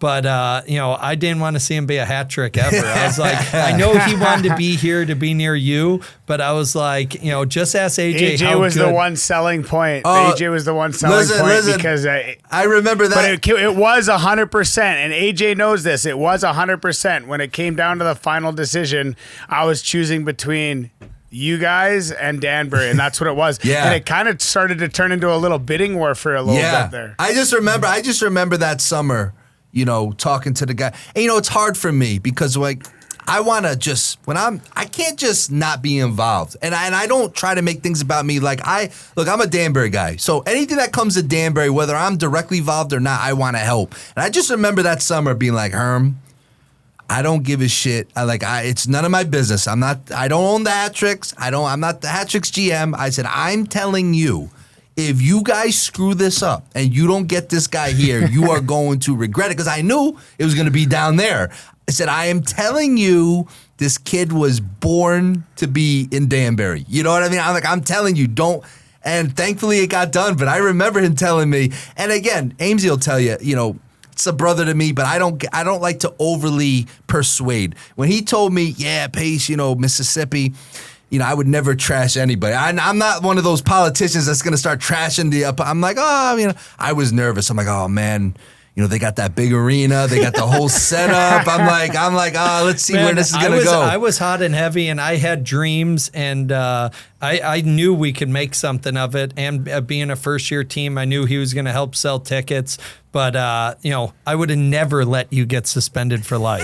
If you were with me, you would never be suspended. I wouldn't have been. I would have been playing for Soskin's team. I wouldn't have got a single suspension. But honestly, it was all meant to be. You guys got together because he was here. He got to do those the barstool fights. Yeah, rough and rowdy fights. Yeah. If you were down by us, you probably wouldn't have got a rough and rowdy in, but you probably would have been a pro fighter by now with all the guys who got down by us. Probably, yeah. But listen, cool, it's just that Amesy always has taught me because we're like yin and yang, and it works for us, and he's always taught me, things are meant to be. I like to. Sometimes I get I overly plan. I'm like, he's like, just let it flow, man. However it's supposed to be, it's supposed to be. We all get connected one way or the other anyway. And man, it's and listen, you're up here in Danbury basically because your son's got a tournament this weekend, right? He's going to Boston to play, but we're always on the move with that guy, and that was one big reason of stepping back is he's an athlete now himself. Baseball all summer, hockey all winter, and it's go to try to give him the opportunity that I had, and I had that moment where I wanted to play until he was 18 to play with him. Yeah. And play all the way to LeBron James. Yeah. And I wanted to do it where, he's coming out of high school. If he wasn't going to the NHL, you're coming to the Fed and we're going to play together like Goody and his kids. But honestly, when he turns 18, I just gotta get in shape. I could do it again. Of course, no. That we have 20, to. 20 years old for Listen, life. Too late. We got to make it happen. Listen, you know, the world is funny, man. I mean, somehow I've got dragged somehow quasi back into hockey. Listen, I got my sights set on Big Wes, his son.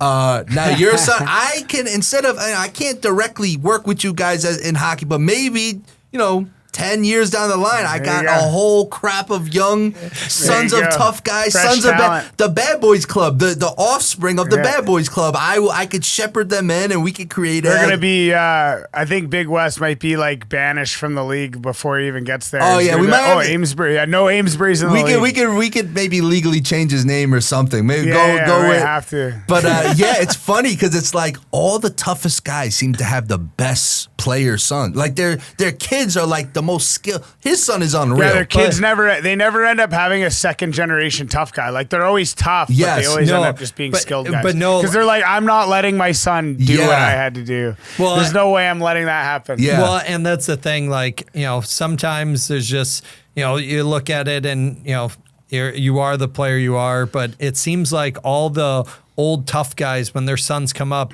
Ty Domi's son, all of a sudden he's a goal scorer, he's a skill guy, and you even Kachuk, I wouldn't say he was a enforcer, he was a power forward, but he was he was a moose out there. That guy was huge. And his kids came in, and they're willing to fight. They're willing to go anyone, but they could play. 100-point guys in the NHL. Brad Wingfield's son Jacob, who's I forget what junior league he's playing. I skated with him a couple weeks ago. Actually, he was born in Danbury. He's on his elite prospect. It says born in Danbury, Connecticut. Man, that's I mean, awesome. that kid is going to play, but it's so crazy. You're right, and Amesy, I never thought of it that way. You don't see too many second generation tough, killers out there. Like heavy, just like straight heavyweights. What about Dave Manson's son? I think he plays for Anaheim, isn't he? I guess. Okay, I love Dave Manson. He's an old Chicago Blackhawk. He's a mean guy. It's awesome, man. It was awesome, awesome meeting your son. It's cool to see. You know what I mean? I love watching. My son's gonna be 2 in September. I don't know. I've gotten soft, man. I've gotten real soft. Like I thought I was get a killer and throw him out there, and I'm like, I don't know. Maybe we'll go to baseball, lefty reliever. I'm trying to put the ball in his left hand. I'm trying to get him throw lefty. You don't have him hitting the mitts already? Oh, no. Well, listen, he is going to be a professional wrestler. I'm telling you right now, my son. He's already jumping off the top ropes. When WWE comes on, my wife loves it. Raw, NXT, SmackDown, everything. I watch everything. As soon as the WWE symbol comes up on the bid, I swear to God, my son, he perks up. He starts I'll show you videos after. He's diving off the couch. Now he's He's graduated to jumping on his cousin Jacob. It's insane. He's gonna be main event in WrestleMania 60 or something like that. But it's gonna come, man. You never know. Honestly, wrestling is one of my funnest hobbies. Yes. When I get to go to the promotion we have down by us, GCW, I go to the Gulf Coast Wrestling and mix it up with the guys. I actually had a no holds bar match a few months ago and jumped off the top rope, and we went through tables and chairs and doors, and I went home that night so sore. But honestly, watching clips of it, I'm like, I'd do it again. Worth it. Do it again. No, we got it. I will come down to get involved because I love wrestling. Like I want to come do one of those. Pacers. Oh, dude. Yeah, when are you gonna make a trip, man? Yeah. I'm down. You tell me, man. Diamond Hands, let's go. We start a faction. You know what I mean? At the end of this next season, you come down. We'll do a wrestling event. You could train with Alan and the let's guys do a for tag a few team, weeks. me and you against some. Yeah, I'll come out as like the bad guys manager for you guys. Yeah, and then, you can be our manager. Me and Pacer. Dude, I want to go. I'll go through a table. No doubt. Me and Pacer can be a tag team. You can be the manager in the suit with the briefcase. Yeah. Oh man, let's do it. It'll be a perfect faction. Tickets, dude. That's what it. Dude, I will. Let's go. I'm down, man. I'm absolutely down for that. I'd like honestly open invite to you guys all the time to come to Biloxi, but I've been telling him we have such great guys down there for him to train with. I'm like hop on a flight and come down because we got guys that throw hands. In between Chase Sherman's from Biloxi, bounces back and forth between Florida. We got Alan there. We got a bunch of other guys there. Jason Knight, another bare knuckle guy is based out of Biloxi, but it's so much fun to be around these guys and train with them. And every Monday, Wednesday night, we got, the striking class. And then on Tuesdays and Thursdays, there's jiu-jitsu and sparring. Is there a gym? What's the name of the gym? American Top Team down there. So American Top in the Biloxi, right? Yep. So anyone watching, if you're down in the Biloxi area, that's, hit up Joe Allen. That's where you got to be, man. That's seems awesome. like all the best fighters right now doing that game bred bare knuckle UFC are all training out of American Top Teams in all different cities. And, it's just crazy to be around these guys and, that mentality and, that energy they bring. The mental toughness, and you guys exude it too. Hockey fighters to me is the ultimate. You know what I mean? There's no pads on a hockey guy. You know what I mean? So the mental toughness is just... It's crazy, man. Well, we used to wear the same kind of shoulder pads, the little small Sherwoods. Yeah. Do they still wear them? Do they let you wear them in the coast?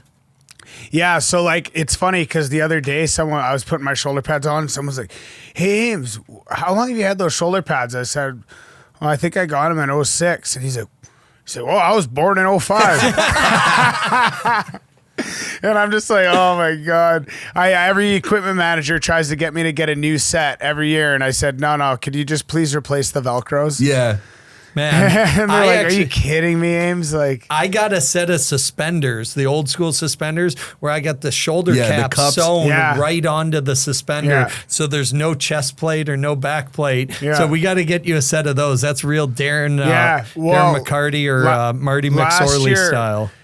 Yeah, last year my EQ was talking about setting me up with a set of those or whatever. But I need I almost need the shoulder pads in the middle so I can clip the mic on there. Oh gosh, the mic. Hey man, world of content now. The mic's getting me in trouble. I don't know how many more mic'd up videos we're gonna be able to do here.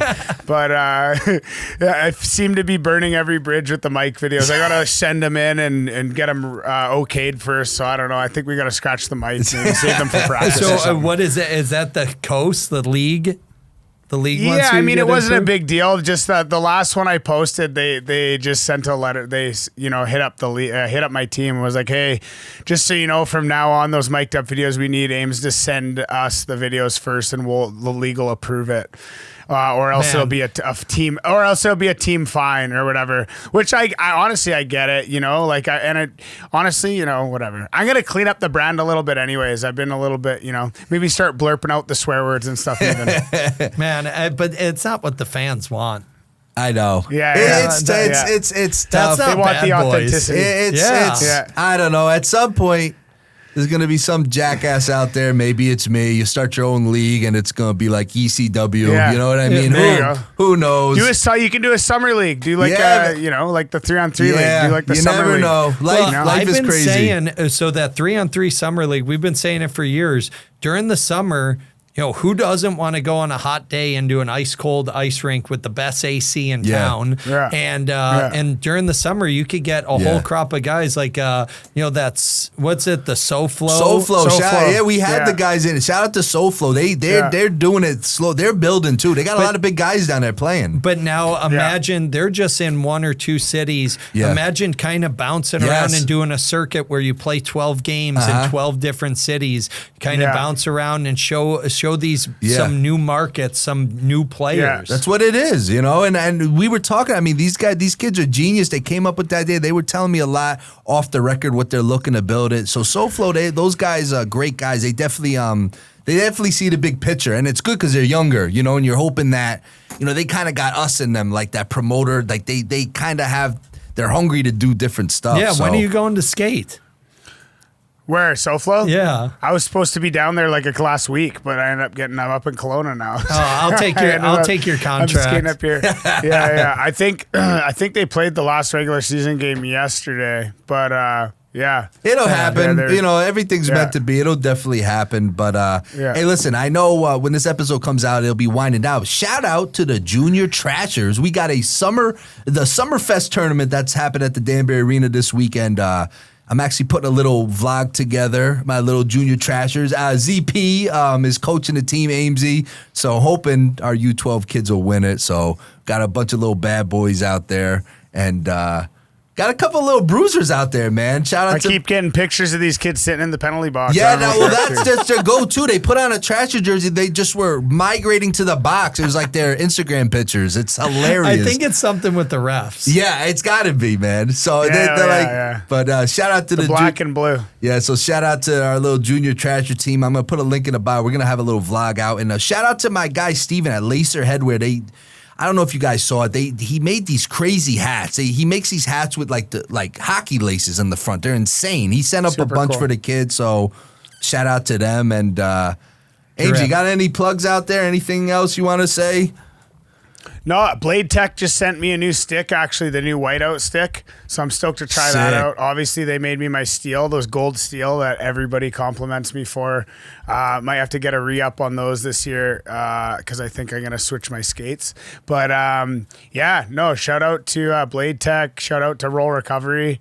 Roll recovery. I use my roll recovery every day. Dude, someone stole my roll recovery at the gym. Someone took it, and I don't know who, but I seen it. I saw a random amateur was using it the other day. I said, "Where the hell did you get that?" They love the roll recovery, man. Snatch it back. It's unreal. Yeah, I started locking my office. I mean, I've never in 10 years. Everybody compliments. Yeah. Anybody that sees it is like, "Hey, where'd you get that?" And I just send them to the website. It's unreal. Yeah, it's the best way to roll out your legs. Yeah, especially for a hockey player, you can actually get your glutes with that thing. Yeah, it's definitely nice. And they've been so now I got the roll recovery back. I put in my office. I start locking my door now because these guys go in and take my stuff. And what about you? Buy them one. I know. No, I ain't buying them anything. No more buying. They gotta start buying me stuff now. These guys. It's becoming I mean, I get it. The seesaw. It's not sawing the other way sometimes, pissing me off sometimes. They could get me a freaking roll recovery, fuckers. What about you? Can people buy that hat? Is that on sale? Yeah. So seawolvesmerch.com. We got all our merch on there. But yeah, our shout out to our guys at Nashville Custom Hats. These guys do all my hats. They do a lot of the hats around the whole league. Full customized, we got the Raised by the Wolves one right here. This is one of my favorite ones. I just love the saying. But, everything on the hat you could customize. So we're going to have to do some Trasher ones. Yeah, I mean, listen. That's close, AJ. What's that? That's close to yeah, exactly. I mean, I just love the branding you guys have. It's just it's really nice, man. That's what listen, man. You need this. This one was one of our favorite ones. We called it the Surfer logo. We did the Saved by the Bell theme on it with the pink and blue, but on the inside, Saved by the Goalie. Yeah. So it was it's just fun. The fans what the kids love the kids want it. That's what they like, man. It's you know swag. What I mean? You gotta have the swag. You got to, man. And listen, before we kind of wound down. Listen, Danbury, Amesy, we got to talk about the cannolis because I haven't had a cannoli since last year with you. You gonna do it again? No, hell no. I'm not doing it. Danbury San Gennaro coming up August 21st. Pacers in town. Get him in the cannoli eating contest. Oh, I know. We miss him in a few weeks. He would have been perfect for it. But you guys got to come out. I could crush some cannolis. I Street, Danbury San Gennaro, August 21st to August 25th is going to be great. Going to be plugging that as we get closer. Last year, San Gennaro, my father, my family, we run the festival here in Danbury. Me and Ames decided, I don't even know. Me and Ames? What are you dragging me and Ames? It was your idea. I decided, and I made Ames do it with me. Yeah. Was he in a cannoli eating contest? But I didn't have a choice. It's not like I had a choice. It was like, hey, Ames, we're short a guy for the cannoli. We need you. What am I going to say? No. So how many cannolis did you eat? 22. What? In 2 minutes. It was it was back to back. It was 2 days in a row. Wait, so what? It was a 2-minute timer. It was a stupid. Yeah, so we did it. It was a very stupid format we had, and it's all my fault. I take the total responsibility for it, and all I know is when me and Ames were done after 2 days, and he beat me. None of us won. This kid, this guy Jeff. Shout out to Jeff from DPS Diversified Printing. Yeah, but he only had to do it on the second day, so he cheated. It was a BS. It was a bad format. It was a definite bad format. I definitely would have beat him if I didn't have to do it 2 days. I've cleaned it up for this year. We're gonna actually, as a matter of fact, if you guys are in the area, we're gonna be I'll put a link in the bio of this, link in the description for this video. Who you want to sign up for the cannoli account? I have not had a cannoli since last August. I was sick. I mean, me and him were sitting at a table under a tent, and we had our heads down like little kids in middle school. Like I haven't looked at a cannoli since. No, It was bad. so watching what is it, the Coney Island hot dog game? So watching those guys dip the hot dogs in the water and crush them and eat them. I tried doing that with the cannoli. Yes, he tried doing that. No, and so I always wanted to try it. I was like, I could do a eating competition. So my first one was a hot dog eating competition one summer in Port Huron. I won it. I was so sick. Like you said, for 2 days, I was sick to my stomach. I think I probably only ate 12 hot dogs. I was miserably sick. And then the next year I did a burrito eating contest, lost that. And again, I was just miserably sick. I think I crushed like two burritos or 2.5. Some guy ate 3. But that's how, Ames is the same way, but that's how I am. I've never done an eating contest, never prepare. I just off the couch think I'm just going to do it. Yep. I can do that. I can do that. Yeah. Ames can do it, but he's actually a little bit successful when he does stuff like that. Me, I'm sitting there trying to eat cannolis, and I used to eat cannoli once, twice a week. I haven't ate it in almost 365 days. So again, guys, I'm going to put the link in the description. If you guys are in the Danbury area, August 21st to the 25th, I believe we're going to do the cannoli contest on the 24th, okay? Come out. We are going to... Jeff's going to do it. I saw him the other day, Jeff. He's a 2-time champion. He said, I'm going to do it one more time. Try to three-peat it, try to Michael Jordan it. because he knows I'm not going to be there, so he's like, it's an easy win. So how many did this guy eat? It was the most in I don't know, what was it, 2 minutes or something? I forget, but so it was the most you could do in 2 minutes. I think I did 12, he did 14 or something. He did 2 more than me. Yeah, but it was just bad. I was gagging trying to get these things down, dude. It was bad. But the thing was, by the time we started, because me and AJ had to do the qualifier the day before, yeah. So we had to do it 2 days in a row. It was and bad. I swear, eating the first cannoli on day 2, I was gagging. It was plaster. I don't ever want to see a cannoli again. No, I haven't, and I might, again, I don't even know, after doing that contest, I don't even know if I ever liked cannoli. No, it was bad. I don't know, man. It's I thought I liked cannoli, but I like the little ones, the little bite size. Yeah. But I used to have to fill cannolis at my dad's restaurant. Yeah. After filling them, I was done with exactly. it. No. Well, listen, guys, August 21st to the 25th, come out Danbury San Gennaro. It's going to be fun. I got a great idea, Amesy and Pazer. Next year, I want to put together the weekend of San Gennaro because we do it a 5-day festival out here. I want to start. I'm planting the flag now. The first ever tournament, the Cannoli Cup. We are going to have a men's league. We're going to have some sort of beer league, something. The weekend of San Gennaro, we're going to do the Cannoli Cup. I'm already working on making a Stanley Cup style cannoli trophy. Nice. So maybe we should do a little wrestling. Set up a ring. And do a little absolutely, bro. wrestling Absolutely. So definitely, guys. Shout out. Let's go. Pacer, we could have gone on for another 3 hours. I really appreciate your time, man, coming out, seeing us. And Amesy, always great to see you. And again, shout out to... Hey, we got it. We're doing this again next week, though. So yes, absolutely. So shout out to Ryan Meteor. All our guys over there in Kelowna, great people. So, guys, make sure you like, subscribe, YouTube, Spotify, Apple Podcasts, all that fun stuff. And we'll see you guys next time.